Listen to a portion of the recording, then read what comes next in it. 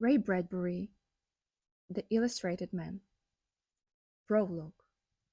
It was a warm afternoon in early September when I first met the Illustrated Man. Walking along an asphalt road, I was on the final leg of a 2 weeks walking tour of Wisconsin. Late in the afternoon, I stopped, ate some pork, beans, and a donut, and was preparing to stretch out and read when the Illustrated Man walked over the hill and stood for a moment against the sky. I didn't know he was illustrated then. I only knew that he was tall, once well muscled, but now, for some reason, going to fat.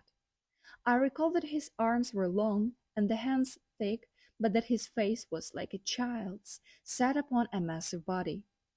He seemed only to sense my presence, for he didn't look directly at me when he spoke his first words. Do you know where I can find a job? I'm afraid not, I said. I haven't had a job that lasted in 40 years, he said. Though it was a hot late afternoon, he wore his wool short buttoned tight about his neck. His sleeves were rolled and buttoned down over his thick wrists. Perspiration was streaming from his face, yet he made no move to open his shirt. Well, he said at last, this is as good as any to spend the night. Do you mind company? I have some extra food you'd be welcome to, I said. He sat down heavily, grunting. You'll be sorry you asked me to stay, he said. Everyone always is. That's why I'm walking. Here it is, early September, the cream of the Labor Day carnival season. I should be making money hand over fist at any small town sideshow celebration, but here I am with no prospects. He took off an immense shoe and peered at it closely. I usually keep a job about 10 days, then something happens and they fire me.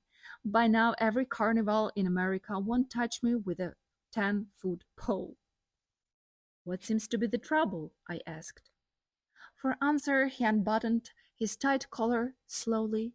With his eyes shut, he put a slow hand to the task of unbuttoning his shirt all the way down. He slipped his fingers in to feel his chest. Funny, he said, eyes still shut.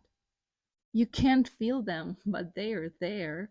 I always hope that someday I look and they'll be gone. I walk in the sun for hours on the hottest days, baking and hope that my sweat'll wash them off. The sun will cook them off, but at sundown they're still there. He turned his head slightly toward me and exposed his chest. Are they still there now? After a long while, I exhaled. Yes, I said, they're still there.